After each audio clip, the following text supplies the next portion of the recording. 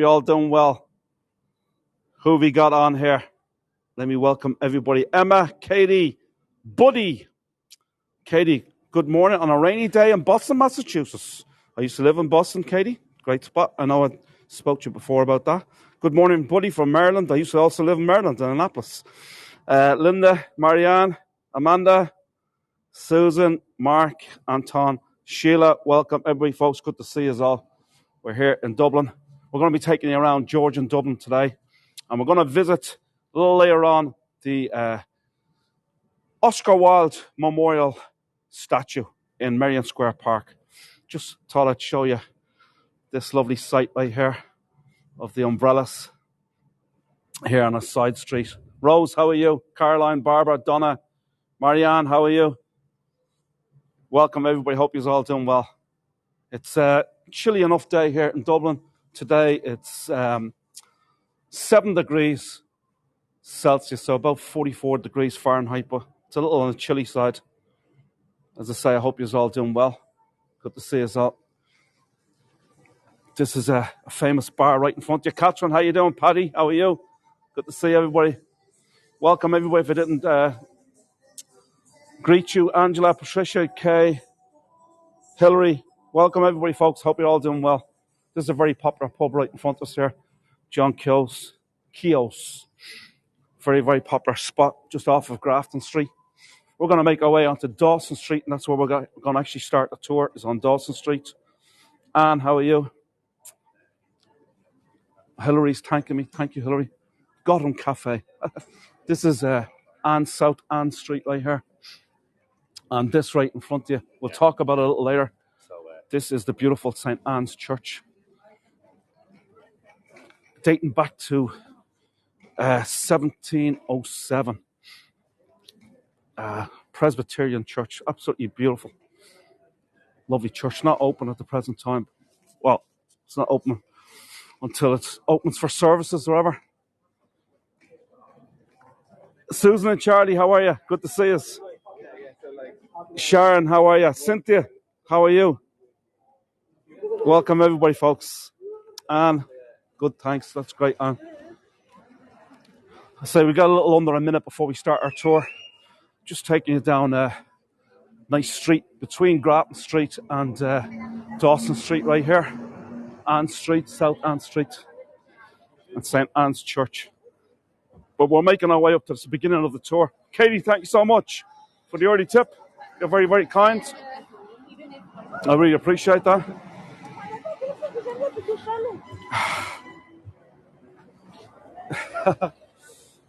All right, folks, we got about less than 20 seconds before we kick off the tour. So as I said before, we're going to take you around Georgian, Dublin today, folks.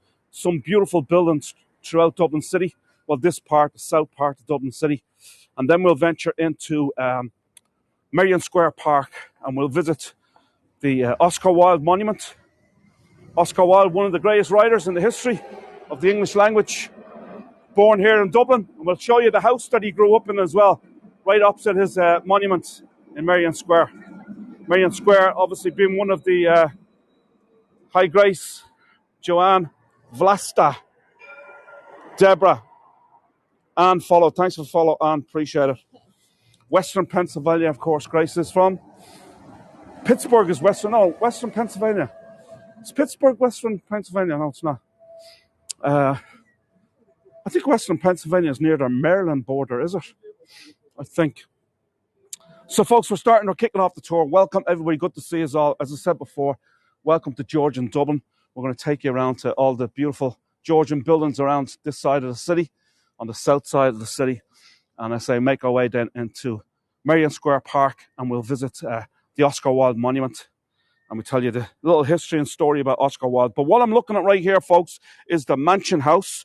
And this was built in 1710 by the merchant and property developer Joshua Dawson, after whom this street is named after. Now, he was a big developer in the area. He actually developed Grafton Street as well and all the side streets off of here. And, of course, this street right here, Dawson Street. Now, since 1715, this building right here has been the official residence of the Lord Mayor of Dublin. And the Lord Mayor of Dublin today is Caroline Conroy. And she is the 354th Lord Mayor of Dublin, because the Lord Mayor of Dublin only serves a one-year term right here at the Mansion House. But it really is a beautiful, beautiful building. The most famous room in this house right here is the Round Room. Absolutely wonderful. But at one time, the first Dáil, the Irish government, assembled here on the 21st of January 1919 to proclaim the Irish Declaration of Independence, although they didn't get their independence till 1922. So 100 years ago last year. So the beautiful Mansion House right here. And you'll see the Dublin coat of arms there underneath the Irish flag. I'm going to zoom in so you can see that's the Lewis, the tram system runs through Dublin. So that is the Dublin coat of arms right there. 3 chimneys burning, and this has been the Dublin coat of arms for over 400 years. So there you go, folks. Just thought I'd show you that. Beth, how you doing, Beth? Hillary says, my best friend's husband came here. So Beth is on. Beth is our Kentucky guide, folks. Follow her. Beth, put in your channel there. She does some great tours around the great state of Kentucky, USA. So we're making our way down here a little bit further, folks. I'm going to show you this other lovely building here over to the red brick. Another lovely Georgian building. And this is the Royal Irish Academy, the RIA, established in 1785. Now, this is a research academy. As this bus gets in my way, how dare this bus come at this particular time? The cheek of this bus. Marty, how are you? So let me just get, this is the Royal Irish Academy building, Research Academy, to promote the studies in the sciences, humanities and social sciences. There's 600 members of this building, of this club right here, the Royal Irish Academy, and all are scholars and are recognised for their academic achievements. And they're elected as members for their achievements. And that's the reason why they won't let me in here. I'm not a scholar. Isn't it a shame? But as I say, beautiful, beautiful building. And it dates back to, established in 1785. Absolutely beautiful. As we move on, as I say, we've got lots and lots of buildings and landmarks to show you during the course of this tour today of Georgian Dublin. But I did want to show you this beautiful, beautiful church right here. And this is St. Anne's Church. I'm just going to move I'm actually backstepping right here. Hope I don't fall over or anything.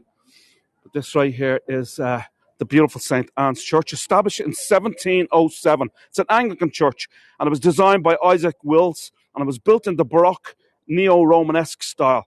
And actually, Bram Stoker, he got married here to Frances Balcombe in 1878. And so was Wolfe Tone, and he was actually married here in 1785. Wolfe Tone was one of the great rebel leaders. He was the leader of the 1798 rebellion. And Frances Balcombe, who Bram Stoker married, happened to be the former girlfriend, believe it or not, of Oscar Wilde. How about that? So I think Bram might have robbed his girlfriend off of Oscar Wilde. I know Oscar Wilde was gay and so forth, but before that period, he actually was married at one time as well. So I'll explain all that a little bit later to you. But he did have many girlfriends in his past. I don't know what the conversation is there, but anyway, Beth agrees. Or Merrion agrees with Beth. There you go. This is another lovely pub or upmarket restaurant right here called the Ivy. We're making our way now onto the street right here. And we're going to take in some other nice buildings here. This is Molesworth Street. The name escaped me for a second there. And we're approaching here White's. This is White's Auctioneer House. And this is Ireland's oldest auctioneer house right here, White's. And it was established in 1783. And it's a really high-end auctioneer house right here. International auctioneers, expert valuers, fine art and collectibles. I'll show you the front of the house, or the front of this auctioneer house. Now, As I say, it's Dublin's oldest auctioneer house. White's very, very famous here in Dublin. And they sell only about 8 to 10 items per year. But they're carefully planned and they mostly trade in Irish art and collectibles. But you're talking about their pieces of art and so forth will go for, you know, $500,000, €1 million. So you're talking about some serious, serious money. They don't play around, folks. This is a high-end auctioneer house right here, established, as I said before, in 1783. At this location as well, so it goes way, way, way back, which is quite extraordinary. As we continue on, interesting, says Grace. Very good, Grace. As we continue on up Molesworth Street, lots of other nice buildings. The one in front of you that you see is Dáil Éireann. In the Irish language, Dáil Éireann means Assembly of Government. And this is the government house here called Leinster House, where all the TDs and, as you would call them, MPs in Great Britain, we call them TDs here, but there is ministers here as well, obviously, in the government. And they pass all the laws and so forth right here in this building. But I'll explain that a little bit more because a little later when we get closer to it, because I did want to show you this beautiful building right here. I'll just do a vertical job right here. And this is the Masonic Lodge here on Molesworth Street in Dublin. This building was established in 1869 and is the oldest continuously existing Masonic Lodge in the whole entire world. There's been a Masonic Lodge in Ireland since 1725. Now, the oldest Masonic Lodge in the world is in Edinburgh in Scotland, which is over 420 years old, although it's not at the original building or location, whereas this one is at the original location since its establishment. And as I say, since 1869, it's been right here. One of the most famous members of this Masonic Lodge was none other than Daniel O'Connell, known as the Irish Liberator, Catholic Emancipator, and a great man in Irish history. And the main street thoroughfare in Dublin is named after him, O'Connell Street. They have a nice cafe in here and everything as well, in this Masonic Lodge. We have similar lodges in New England. Yes, you do, Merrion. I used to work, believe it or not, you're not going to believe it. I lived in Boston for a good while, right? And I worked in a bar called My Honey Fits in Malden on the north side of Boston. And this bar was located in a Masonic Lodge on Main Street in Malden. How about that? The bar that I worked in. This is a beautiful boutique hotel here. Absolutely stunning hotel called Buswell's. Really, really is nice. This building dates back to 1800 and has been a hotel since 1880. And it's as I said before, a boutique hotel with 67 bedrooms. And it's used a lot by the government ministers who dine here and have meetings here. And they'd also skip out for cups of coffee in here. Even though they have their own restaurant and their own coffee shops within Leinster House, they'll still come out of the complex of Leinster House and come in here for some nice scones and a cup of tea or a cup of coffee. So this Leinster House, as I said before, is established. It's the original house that was owned by Lord Leinster. His name was James Fitzgerald, and this house was built in 1745. So it goes a way long back. And there's, as I say, this is the Irish government right here at Leinster House. Dáil Éireann, as we call it, which is the Assembly of Ireland, the Irish government, Dáil Éireann. There's 160 representatives or politicians, and it's been the house of the Irish government since 1922, when Ireland got its independence from Britain. This is just one side of it. The other side of this building is equally as impressive. It really is a beautiful building. I've been inside this building before myself. I'm trying to be careful crossing the road. Now, Dublin, there's something like 50 museums in Dublin, all told, in Dublin City. And this one probably here is the most impressive. This is an absolutely amazing. If you ever do come to Dublin, this is the National Museum of Ireland right here. It's basically the History and Archaeology Museum. And it's ranked by many as Ireland's #1 museum. In here, you have ancient artifacts anything and everything to do with Irish history, including um, the Tara brooch, the Ardart chalice, St. Patrick's tooth from the 5th century. How about that, folks? The Lurgan log boat, which is 4,000 years old. And then you have Viking ships dating back over 1,000 years as well. It's quite incredible. It is an amazing, amazing museum, well worth coming into. It's quite large inside, and it's absolutely free. Like a lot of the museums here in Ireland are absolutely free. This one as well is free too. What was the museum called? It's basically just the National Museum of Ireland, the History and Archaeology Museum. It really is impressive. It's a beautiful building as well. As we move on, I'll just zoom in on her. Let me just give you a look at, I'll zoom in here so you can see this about Leinster House, as I say, where the Irish government resides. There's no protesters out today. Nearly every single day there's protesters outside of these government offices protesting about something or other. Today I don't see nobody, which is quite amazing. But let me just go across the road here for a minute. I gotta wait for the traffic, folks. Give me a minute.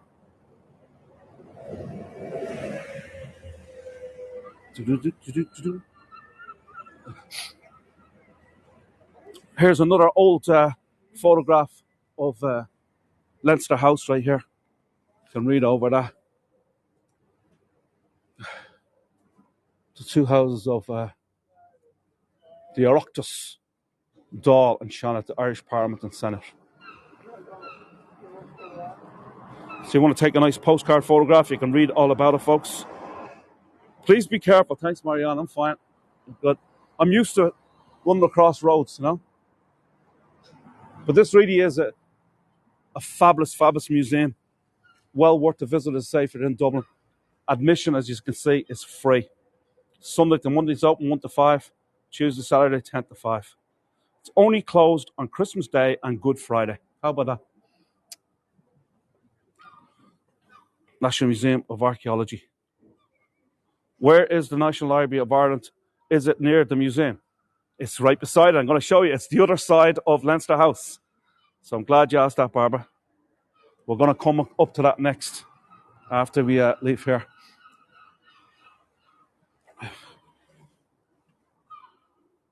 To show you a map of all what's going on in here.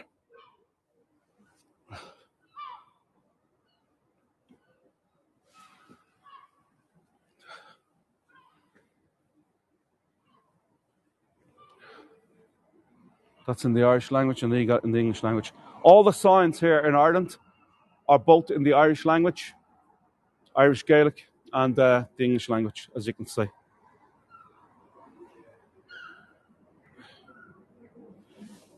Let me zoom back out here, folks. Okay, we're going to move on. Lots of places to show you. And Francis T, good to see you. Welcome. Donna just joined us as well. Welcome, everyone who's just joined us. Good to see us all. Hope you're all doing well. We are on Kildare Street right now. And I say Kildare Street is where the government offices are, but also the National Museum of Ireland. And someone mentioned, Barbara just mentioned, about the National Library of Ireland. And this is it right here, folks. Another absolutely stunning building. This is also, once again, it's free to come in here. They do have exhibitions going on. One of these exhibitions that's going on now, actually it's been going on for a good few years, is on the works of Ireland's greatest ever poet, William Butler Yeats. He won the Nobel Prize for Literature in 1923 and was the first Irishman to do so. Absolutely amazing, amazing poet. And he stemmed the way for other great writers in Ireland, because 2 years later, George Bernard Shaw, another Irishman, won the Nobel Prize for Literature. I'm not fluent, Merrion, at Gaelic, but I can speak it, I can get by, but I'm not fluent at all. This is an absolutely fabulous library. As I say, it's free to come in. And it was established in 1877. It's beautiful. We'll move on, folks.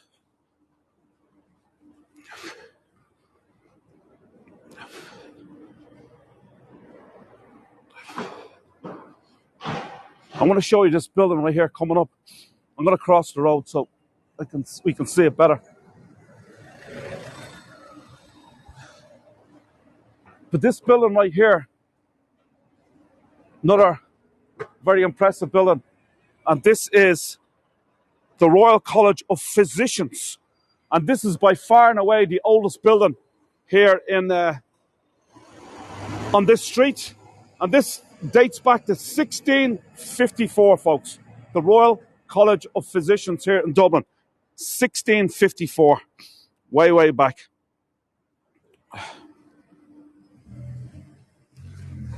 Let me zoom back out, go back to horizontal. Here's another really impressive building on the corner, this red brick right here. This is the French College of Dublin. And it's a beautiful gabled fronted, beautiful building. Now, there's lots of Irish people who want to learn French, and they start people off as young as 3 years old to come here to the French College of Dublin to learn French, which is very young indeed. Barbara visited the library last September. Very nice. Barbara, you enjoyed it? Hope you had a good time. This is the gates right here to Trinity College. Not the gates, the railings. And you'll see there's the sports grounds. Some of you may have been on my Trinity College tour, which I think I did that was it last week or the week before? I think it was not last Friday, the Friday before that. It's considered to be one of the 15 most beautiful college campuses in the world by Forbes magazine. Out of 25,000 universities across the world, it's ranked in the top 15, as I say, of the most beautiful college campuses. It's got 47 acres all told. Absolutely stunning buildings. The most impressive part, there's 5 squares within Trinity College. The most impressive square would be Parliament Square, full of absolutely stunning buildings, all built in the 1750s. And was funded by the old Irish Parliament. That's why it's called Parliament Square. This is Finn's Hotel. Thank you, Paddy. Appreciate it. I did a bit of family research while you were there, Barbara. Lovely. Very nice. Welcome, everybody who's just joined us. This right here you see in front of us is Finn's Hotel. It's no longer in operation. But I've got a story to tell you about this hotel, because it was right here on this spot. Thank you, Catherine. Appreciate it. Thank you. It was right here along this, where we're walking here on Nassau Street, that James Joyce was walking down here one day in around the year 1904. And he came across this good-looking red-haired girl from County Galway. And her name was Nora Barnacle. And she was coming out, thank you, Barbara, she was coming out of this hotel as she worked as a chambermaid in this hotel.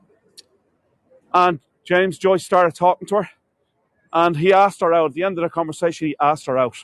So they were to meet outside of Oscar Wilde's father's house, Sir William Wilde, just up the street from here. And she didn't show up. And he was devastated because he really fancied this girl, Nora Barnacle. He really liked her. So he found out where she lived, and he took time out to visit her at her home and arranged another date. And at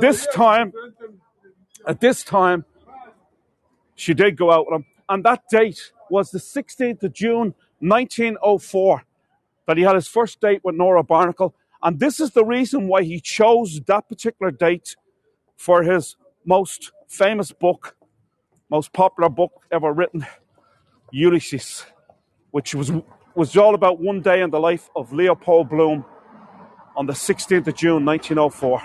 As I say, he chose that date because it was the day he went on his first date with Nora Barnacle, his future wife. Love that story, says Catherine. This is another really impressive building right here. And this is the dental hospital here in Dublin. It is really, really nice. It dates back to 1899. And as I say, it's got this beautiful gabled frontage, eight floors, stories, or whatever, building in the impressive red brick pilasters. It really is nice. This is actually run by Trinity College, and you can get dental work done here at the dental hospital for very, very small money. As you guys would probably know, a visit to the dentist is very, very expensive. But not so much here at the dental hospital, because students work on your teeth, supervised obviously by, professional dentists who are training the students in this dental hospital. And I say you can get root canals, and you can get wisdom teeth taken out and all that for very, very small money. You can get all your fillings done for really, really cheap. But there's a huge, huge waiting list. So you might have to wait a year or two, maybe even longer, to get your teeth looked after and so forth. And there would be a small fee. It might cost you 150 euros or whatever. But if you had to go to a dentist to get that same work done, it would probably cost you 3 or 4 or 5,000 euros for the same job. In New England, we have colleges who do that as well. All right, Marianne. What part of New England are you in, Marianne? Beth says we have a dental school here too. I want to cross the road because I want to show you. Actually, I'll do it from here, folks. Oscar Wilde, you see this? I'm just going to zoom in. You can see his picture right there. And this is Kennedy's pub. Kennedy's pub dates back to, I think, the 1820s or so. But Oscar Wilde actually worked here at this pub. He was stuck on the shelves or what have you, because he grew up right around the corner. I'm going to show you the house he grew up in. He was actually born right around the corner from here in 1854. And when he was about 10, 11 years old, he worked here at Kennedy's, stuck on the shelves and what have you. Let me cross the road because I want to show you something here, folks. Because there's this. Now, this is not the statue that I'm going to show you later on. It's another statue outside of here. We have one at the University of Toronto and George Brown College. The dental hospital, yeah. Has too. So lots of other places do it. So here's the great Oscar Wilde sitting here, obviously waiting for a pint. No, go ahead, Joanne, go on. Waiting for a pint or whatever. Waiting for a pint. As I say, he used to work in here. He grew up, he was born at number 21 Western Road. The name of the street is Western Road. But when he's a year old, he moved to Merrion Square, and I'm going to show you that house. Now, we just already talked about James Joyce and Ulysses. And you have this pharmacy right here, or chemist shop, if you like. It's called Sweeney's. And in the book, Ulysses, the main character, Leopold Bloom, came here to buy his bar of lemon soap. The man that runs this pharmacy today, this pharmacy dates back to 1847. But the man that runs this pharmacy today, his name is PJ. PJ Kavanagh, by the way, same as my last name. And he's a scholar in both the English and Irish language, but he's also a scholar in many other languages. And he does talks on the book Ulysses right here in this chemist shop. He's also a musician, and he sings in both the English and the Irish language. He's going to sing us today, folks, a song in the in the Irish language. So we're going in and talk to him. Look, it says there, look, where Leopold Bloom bought his lemon soap. You can't even see it. You've got lots of images here of Joyce, books from Joyce. All this from Joyce. Yes, Katie, I'll do another Trinity tour, for sure. Yes, indeed. So let's go inside, folks, and we'll see, we'll talk to PJ. Here's the main man now here. This is PJ right here, and this is Alexandria. She's a student, and another apprentice as well. What's your name? Ashane. Ashane. Nice to meet you. How are you? Where are you from? From the Seychelles and Sri Lanka. From the Seychelles. Lovely. Beautiful holiday resort there, isn't it? seashells. And Sri Lanka is very big. On Sri Lanka, yeah, it's beautiful. You can tell something about Sri Lanka. You go out there. It's called Ceylon before English. They have their tea plantation. So PJ looks after a lot of students here that come here to learn English and so forth, and all about Ulysses and James Joyce and what have you. As I say, he's a scholar, and he's actually does tours in many different languages as well. And he's also a musician. But he looks after this place right here. It's an old, as I say, chemist shop, and but there's lots of tours go on here all day long, every day, probably 12 months of the year or whatever. Especially obviously during the high season of the tourist season. So if anybody is coming, I know there's some people on here. Paddy's coming to Dublin, so I know maybe some of you others are coming. This is a great spot to come into and listen to the stories of Ulysses told by the great PJ. But as I said before, he's also a musician, and he's a great musician. He plays in a pub around the corner. What's it called? He plays in Kennedy's. Remember the bar I just showed you right there, Kennedy's? It's called Conway's in Ulysses. It was called Conway's in Ulysses, yeah. They also play traditional Irish music there in Manchester as well. Great stuff. Young musicians from Sligo and from Knockwood. Okay, great stuff. So PJ's going to sing us a song, folks. Are you excited about hearing the song? Hello. Show your excitement, folks. Although he has to deal with a customer first. How you sorry there? No worries. What did you say? Where are you from? Switzerland. Oh, yeah. So you're Friday. No. Italiano and Canadian. German. Right, because I'm going to sing a song, and the song has the sounds that Swiss Germans have. The only ones who really have that. I mean, some parts of Germany have it, but very few. But in Swiss Germans, there's Germans that they can't understand the Swiss. That's true, actually. Yes. This is a beautiful shop here inside, folks. Got all kinds of different articles and books and what have you. A lot of them are Ulysses, different prints of the great book Ulysses. We have 44 different translations. In 44 different translations, they have the book Ulysses right here in this shop. It's quite extraordinary, folks. Lots of old medicine bottles. You may have seen that on another tour. I did a Donnybrook last week in a place called Archie Mains, where they have all the chemists, the bottles, the tablet bottles and what have you as well in that store. But he has all of them here. These are all ancient bottles, old bottles, probably dating back maybe 100 years or more. Or more, yeah, because we're here since 1847. 18, yeah. So the bottles are here right from the beginning. The interior is the same as well. The interior here is the same as it was since 1847, folks. So you're talking about, this is an old pharmacy or chemist shop, if you like. And let's listen now to PJ sing a song, folks. I hope you're excited. Sing a song in my language, in Gaeilge, and it's all about our magical Shiocon, our fairy people who live underground over here. We always say they come with the wind. And the words of the song are Don Hui on Yiri, Scott the Fool, the winter wind is swirling all around. Heart tinkle, drum and all of this little man that goes. All this inson horror, baby in the ground, deep inside. For Shiocon and Lore. I love the magical fairy people. This song Gokshan de Log Dale Creek, and all the earlies are shaking in. Breathing fairy people that come of Ogan Brinlon, many of the young spring buds. Shining with looking, la la looking as well. So let's sing me, Mary. Let's sing me, dancing. He's speaking the Irish language, Mark.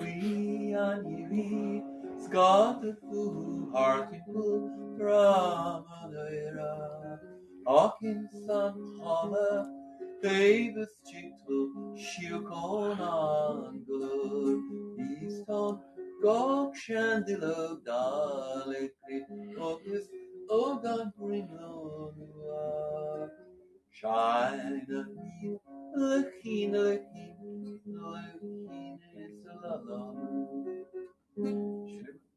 Very good. Thanks very much, PJ. Appreciate it.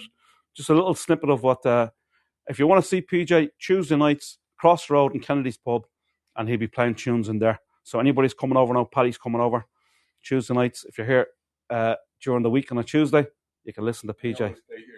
And he always plays in here as well. So also, if you're around, you can come in here for a talk on the great book, Ulysses. Thanks very much, PJ. Appreciate it. Take care. And of course, Joyce is buried in Zurich. That's right, He's yes. buried beside the zoo. That's right, he is. Yeah, he died there in 1941, wasn't it? Yeah. Yes, yeah. And then, in fact, I was at his grave a few years. Oh, were you? Yeah. very beautiful. In fact, we're going to bring it back here, but I think it's much better than being left there. But Yeah. it's great. It's like Nora there as well. Nora Barnacle, yeah. Very good. Thanks, PJ. Appreciate it. Thank you so much, and good luck with your Thank you. lovely tour. Thank And, you. we look forward to seeing any of you who make it over to Dublin. And we're here every day of the week, including Christmas Day. So Great stuff. Thanks very much, PJ. Thank you. See you later. Sláinte. Yeah, take care. Slán leat. Okay, let's move on, folks. Lots of places to show you. I just thought I'd go in there briefly. Let's say, PJ, I hope you enjoyed that song. Merrion says that was special. Now, you couldn't hear him when he was talking. You wouldn't have understood what he had to say unless you're an Irish scholar. He was speaking in the Irish language, and he was singing in the Irish language as well. Have a look at this beautiful building, folks. It's really, really impressive. And this is, well, today it's the Davenport Hotel, but it wasn't always the Davenport Hotel. Originally, this was Merrion Hall, and it was built in 1863. It was built by Alfred Gresham Jones, and it was the largest Plymouth Brethren Gospel Hall ever constructed. As I say, today it is the Davenport Hotel, 5-star hotel, run by the O'Callaghan Group. And amazingly, the O'Callaghan Group owns this hotel down here. You can see it with the dome right there. That's the Alex. They own the Davenport, as I say, right here, the old Merrion Hall building. And they also own this one right here with the flags outside of it. And that's called the Mont, M-O-N-T, the Mont. So 3 hotels owned by the O'Callaghan Group right here in Merrion Square. Now we're heading off towards the park, the Merrion Square Park right here. But a new building going up here, the Merrion building. New office. What was that question? Any Irish pubs? I don't understand what you mean there, Nicole. Any Irish pubs? I mean, there's hundreds of them all over the place. When is your next pub tour?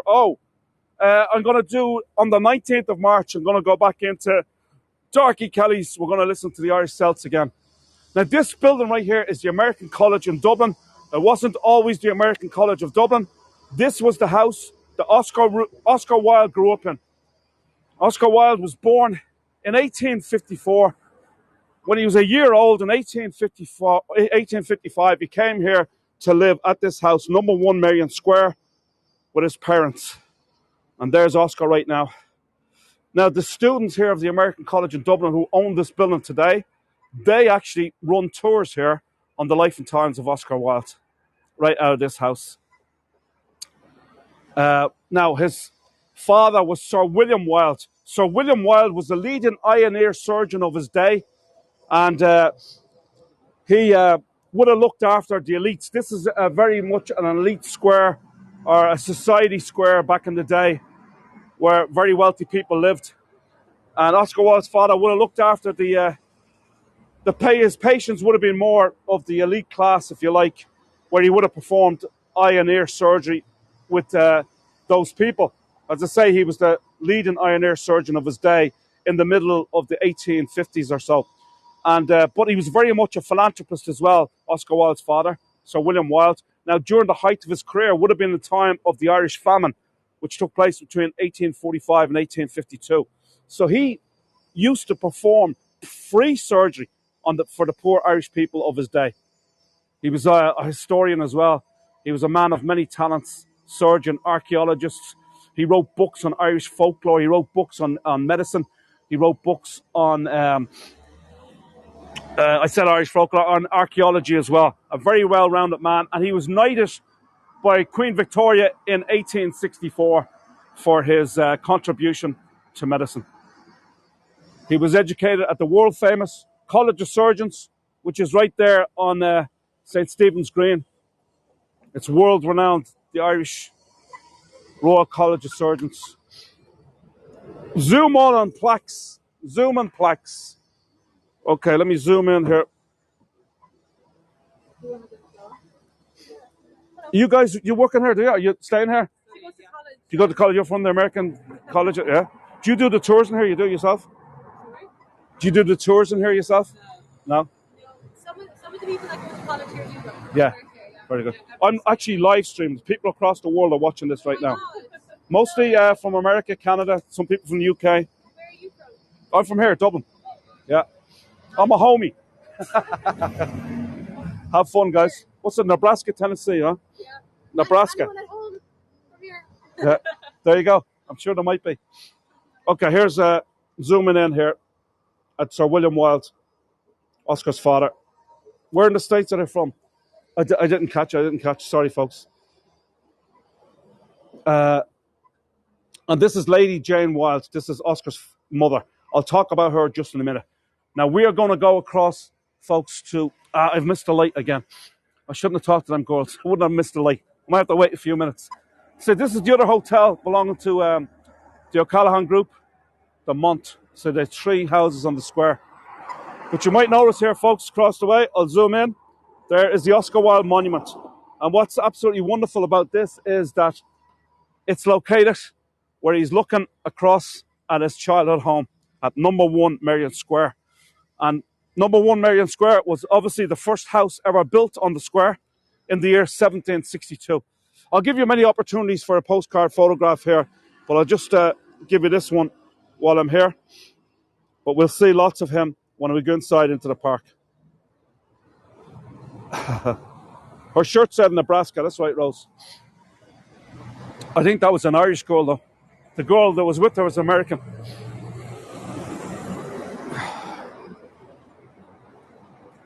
So, Merrion Square is one of the 5 Georgian squares here in Dublin. It's the second oldest and the second largest of the 5 squares of Dublin, the 5 Georgian squares of Dublin. And it takes in 17.5 acres. It's a beautiful, beautiful park. There's a lot of great statues within the park as well. And we'll show you some of those as well. But I'm going to tell you, folks, if you're interested in listening to a story, I'm going to tell you the story of Oscar Wilde. We'll keep it short. I do a tour right here at Merrion Square on the life and times of Oscar Wilde, but I'm going to give you a little synopsis of that, a little short story about the life and times of Oscar Wilde. As I said before, anybody excited, folks, about listening to a story? The story of Oscar Wilde. Colleen, thank you for the tip. Appreciate it. Thank you so much. Grace is excited. I think Katie's excited. Catherine is. Edith from Ireland. Very good. Susan and Charlie. So Oscar Wilde, as I said before, he was born in 1854, right around the corner in Westland Row. When he was a year old, in 1855, he moved here with his parents, his father, Sir William Wilde, the leading iron surgeon of his day, and his mother, Speranza. That was her pen name, if you like. She wrote for the leading publication at the time called The Nation. She was a poet and a short story writer, and she was the big influence on the life of Oscar Wilde. Now, not only did she write for this newspaper, but she used to have salons. This is Lady Jane Wilde. She used to have salons or gatherings at this house in the 1850s, 1860s or so. And the who's who of Dublin society, people like your lawyers, your doctors, your politicians, and what have you, would all come here to this house to listen to the stories of Lady Jane Wilde. Thank you, Emma. And Lady Jane Wilde was this absolutely hilarious character. And she also had amazing conversation skills and an incredible wit about her. Now, she told some great, great stories, but she was prone to exaggeration whilst telling these stories. But she always maintained, never let fact get in the way of a good story. Now, this would have been the great training ground for Oscar Wilde, because he was allowed to sit in, when he was a young boy, to sit in on these storytelling events and so forth, mostly on Irish folklore and Irish mythology and what have you. As long as he didn't speak, he was allowed to sit in. He would have taken it all in because he did inherit his mother's great wit. He inherited his mother's unbelievable conversational skills and his mother's great storytelling. Now, Oscar left this home when he was 13 years old, and he went to boarding school, the number 1 boarding school in Ireland. They would have been wealthy people and so forth. In the north of Ireland, a place called Royal Portoforo Boarding School in Enniskillen, County Fermanagh in the north of Ireland. He was already a genius at a very young age, and he was way superior intellectually to the rest of his classmates. And when he was about 16, 17, he finishes first in his class and he wins a scholarship to Trinity College just down the street here. And he spends 2 years in Trinity College. Only 2 years, because he then wins a further scholarship, this time to Oxford. Now, whilst at Oxford, he would have befriended some of the sons of very elite society people of London. And because of this, he used to get invited to a lot of society clubs in London, in and around London. And whilst at these clubs, Oscar Wilde, this is before, as a student at Stanford, or at Oxford, before he ever wrote a book, a play, or a poem, he was already famous around the circles of London. Because what he used to do was gather everybody around, just like his mother previously had done at this house, and he would tell them stories on Irish folklore and Irish mythology. And before he ever got to these social clubs among the elites of London, these social clubs would have been half full. But word got around about this great storyteller, Oscar Wilde, and everybody wanted to show up and listen to the stories of Oscar Wilde. And so many people used to turn up, there was standing room only to hear the stories of Oscar Wilde.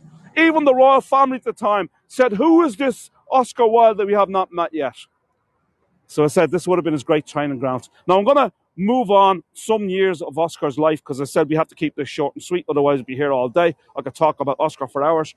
And okay, he graduates from Oxford. Let's move on about 10 years, and he marries this young lady right here, and her name was Lady Constance Lloyd. She was the daughter of a very wealthy Queen's Counsel, and believe it or not, grew up right up the street from here on Ely Place. You don't even have to leave this road right here. You go straight up that road and go through the next traffic lights, and that's Ely Place, and that's where she grew up. Amazingly, they didn't really know each other that well here in Dublin, but they met whilst in London, and they had two boys, two sons, which is very significant to the rest of the story. They had two sons. Now, Oscar was very, very happily married for about 4 or 5 years, and then grew bored of married life, and he entered into a homosexual affair with a man by the name of Boise, Lord Alfred Douglas. Now, Sir Lord Alfred Douglas was the son of the Marquis of Queensberry. Now, you may have heard of him. He was the man that set the rules for boxing. If you hear, the rules of boxing are called the Queensberry rules. His name was Lord John Douglas, a brute of a man from Scotland. And he hated that the fact that his son was a homosexual, because his son was dating Oscar Wilde, Lord Alfred Douglas. He was about 10 years Oscar's junior. He was a student at Oxford. And this man, Lord John Douglas, used to go around to the clubs where Oscar was so famous, and he would shout aloud to anybody that would listen that Oscar Wilde was a sodomizer, a man that performs indecent acts. He would also go to the theatre districts around London and shout out and give out his card and shout out that Oscar Wilde was a sodomizer. With this, Oscar's lover, Lord Alfred Douglas, told Boise, whatever his nickname was, "You must sue my father." He hated his father with a passion. He said, "You must sue my father. You must sue him for libel." With this, all of Oscar's friends said, "Do not go that route. Do not try and sue this man. This is a very, very, very important man, and you're going to live to regret it if you try and sue him." Oscar didn't listen to his friends. He listened to his lover, Lord Alfred Douglas, and he went about suing Lord Queensberry, the Marquis of Queensberry, Lord John Douglas. So a court case went on and so forth. And the defense lawyer for the Marquis of Queensberry was none other than a man by the name of Edward Carson. And Edward Carson, believe it or not, grew up at number 1 Harcourt Street, right there beside St. Stephen's Green, and was a student at Trinity University and was the exact same age as Oscar. But he was the hot lawyer at the time. And amazingly, Oscar made some big mistakes himself and his lover, where they were engaged with the homosexual underground at that time as well. Some of them being rent boys and stable boys and what have you. And what does this guy do during the trial, Edward Carson, this really hot lawyer, great lawyer? He brings in all these stable boys and rent boys. And Oscar had made a big mistake that after each encounter with these stable boys or rent boys, he would give them a signed cigarette case. A signed cigarette case. So all these kids come marching, these boys come marching up during the court case and show their cigarette case signed by Oscar Wilde. That was the end of it. A new trial was then formed against Oscar Wilde for indecent acts, which he was found guilty and went to prison, Reading jail, served 2.5 years there. Now, Oscar Wilde was used to all of the luxuries of life. He was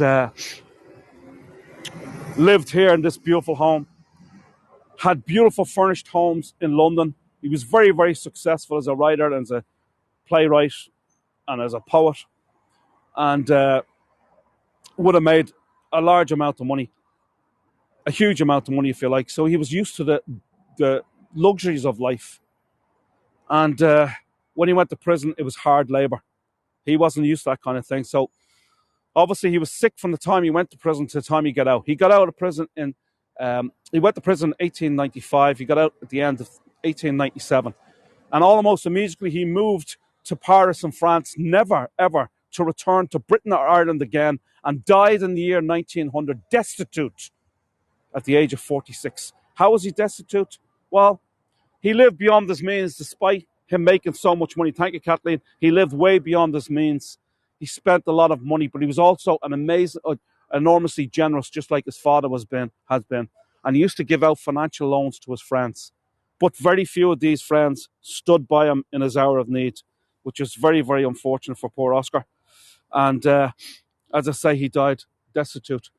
He would have had no money once he went to prison because all of his books would have been thrown out of the bookstores and all of his plays shut down. He would have no form of income coming in anymore. And the same fate actually was laid upon his whole family. His father also would have made a lot of money, but also spent beyond his means. They used to have parties in this house all the time. And his father died in 1876, and he died bankrupt. His mother had to move to London when the father died and sold up this house just to pay off the debts. And she died when he was in prison. And Oscar had no money. He didn't even have enough money for her headstone. But he did eventually get the money up for the headstone. And she's buried in London somewhere. And Oscar died in the year 1900 in Paris. And he's buried in Père Lachaise. Père Lachaise, I can't say it properly, French word. It is the biggest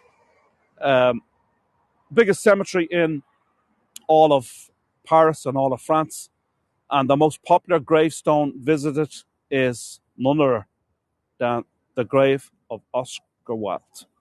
And Jim Morrison's buried there as well, and many other elites of the world are buried there. But supposedly, the number one most visited statue is the graveside is the Oscar Wilde grave.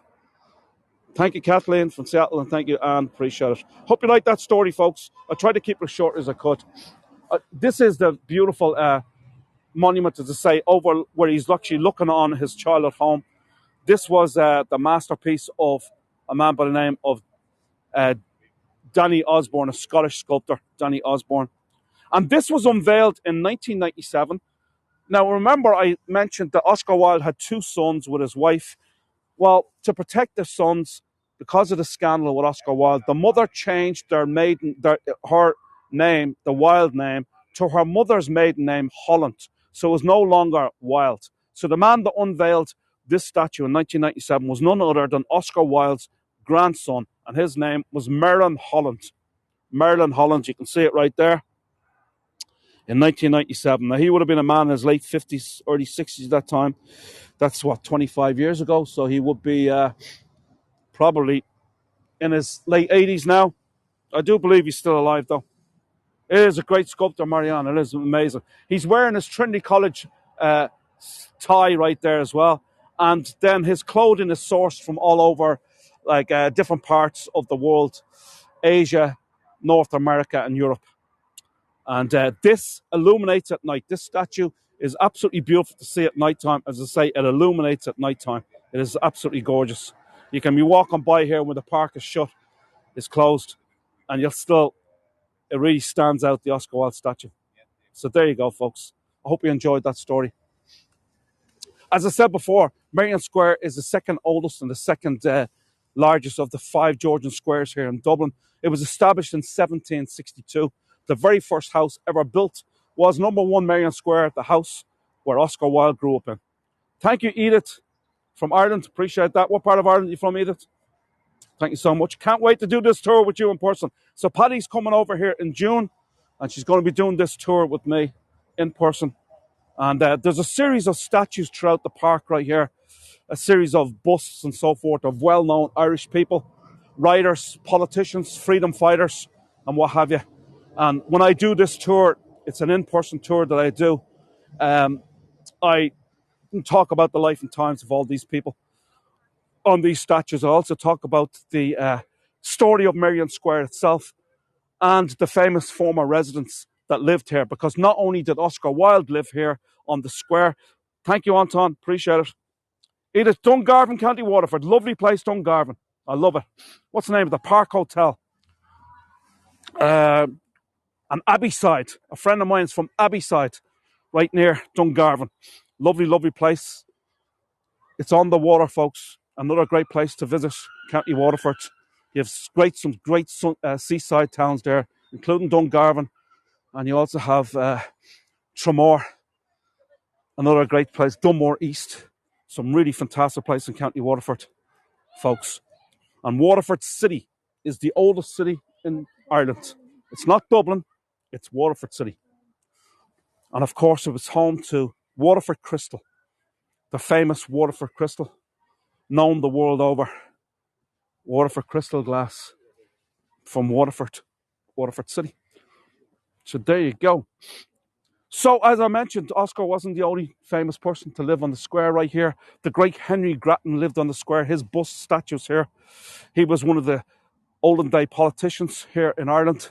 He was very much beloved. He was a great orator, a great public speaker, and he was fighting for Irish legislative freedom, independence, and civil rights or economic rights for the poor Irish people of the day. He was the leader on the Irish side of the old Irish Parliament that is right beside Trinity College, and a great man in Irish history. And then also the man that took over from Henry Grattan was Daniel O'Connell, who O'Connell Street is named after.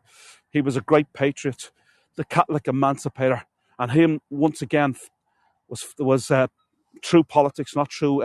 We've had a lot of wars here in this country against the British and so forth, but Daniel O'Connell and Henry Grattan were all about trying to resolve everything through peaceful means, non-violence. They were great public speakers, great lawyers, great politicians.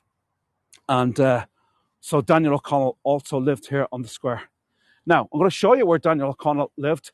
If you look over here on the south end of Merrion Square, 6 houses down, count from the corner right there, the red brick on the corner, and count 6 houses down.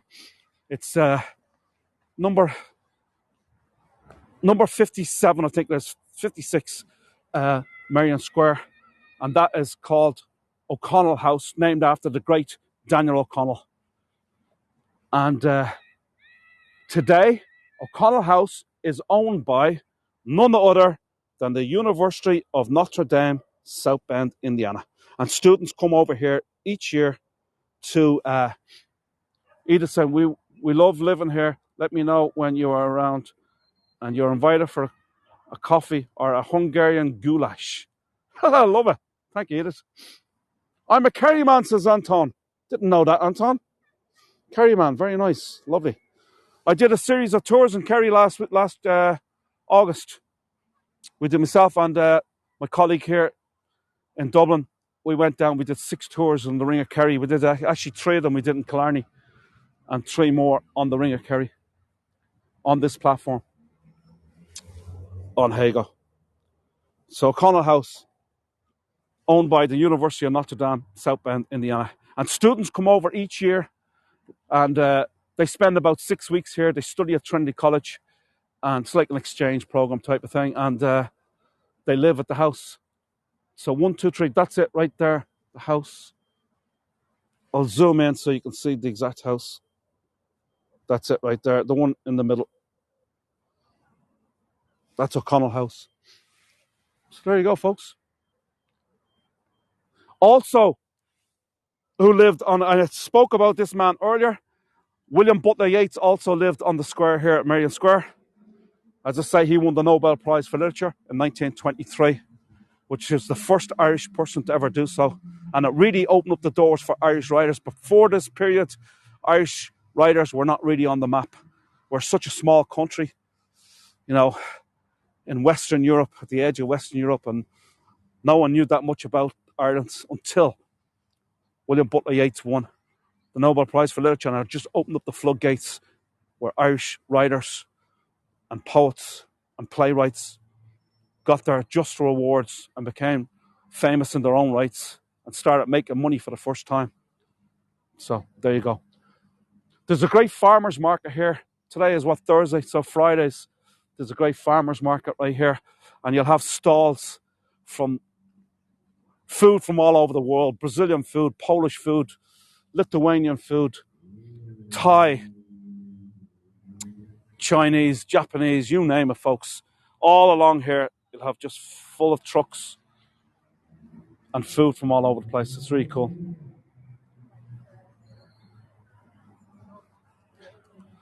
So, folks, that's all I got for you. I hope you enjoyed the tour today. Jeez, we're nearly up on an hour. I have to go do a walking tour, not in here, but a 3-hour tour walking around Dublin City.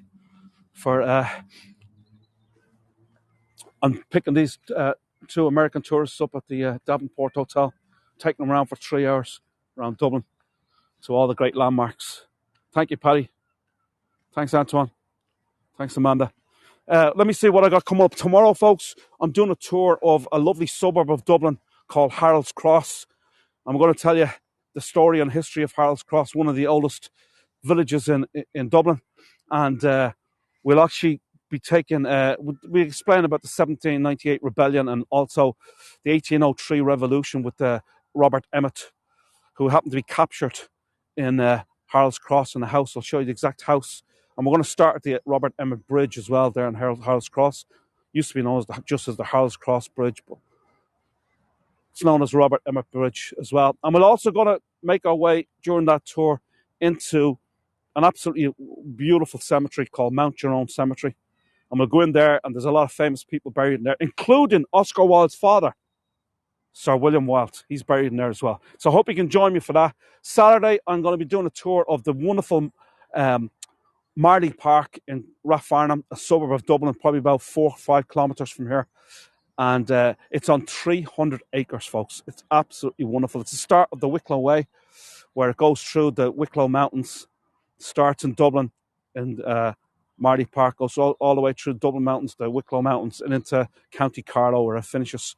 It's absolutely exceptional walk, hill walk, and so forth. Thank you, Jeff. Appreciate it. Thank you so much. Those tourists are lucky, Dave. The tour you did for Merrion and me were great. Thanks very much. Catherine was here before. Thank you, Paddy, for putting in my channel right there. If anybody hasn't already, if you haven't already followed me, please do so. Really appreciate it. Thank you, Buddy, for the tip. You're all very kind, folks. Thanks, Rose. Appreciate it. Thanks, Nicole. Thanks, Susan, Kate. Appreciate it, folks. I know I probably went on a little bit too long with the Oscar Wilde story. Believe me, I can do it a lot longer too. But you don't want to hear that on a live stream. Thanks, Jeff B, for the follow. Appreciate it. Thank you. Now, also next week, next week, I will be in County Cork, folks, in a beautiful town called Cove. And it is the last port of call for the Titanic when it was known as Queenstown. I hope you can join me, folks. I've done the tour twice before. It is a fabulous tour, if I say so myself. You'll absolutely love it. It's beautiful, beautiful town, Cove, C-O-B-H, Cove. If you haven't already booked that, I would wish that you would, because it really is a beautiful tour. Anybody who's on here has been on that tour before. I'm sure you'll agree with me. It is a beautiful tour. Thank you, Emma B. Appreciate it. Thank you so much. Emma, that isn't you, Ian's wife or sister, is it?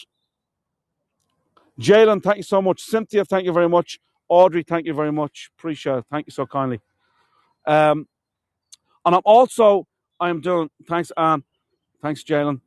I'm also going to be doing my second anniversary tour in Cove as well. So one tour starts around 3 p.m. and the next tour will be my 2-year anniversary, because I started my very first tour I did was on the 9th of March 2021. So 2 years on will be my second anniversary tour, and will be a tour where you can ask me anything.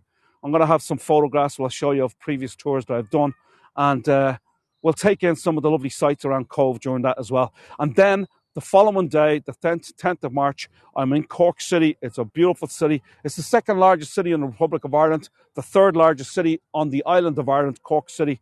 It is a beautiful, beautiful city, and we're going to take in all the great landmarks of Cork City as well. If you haven't already booked those tours, folks, please do so. And I'm sure you're going to enjoy them tours. They'll be great. So thank you so much, folks. I do have other tours coming up as well, but you have to follow my channel. You'll see all. If you do follow my channel, if you haven't already, you'll see a list of all my upcoming tours, and you can book them straight there on my channel.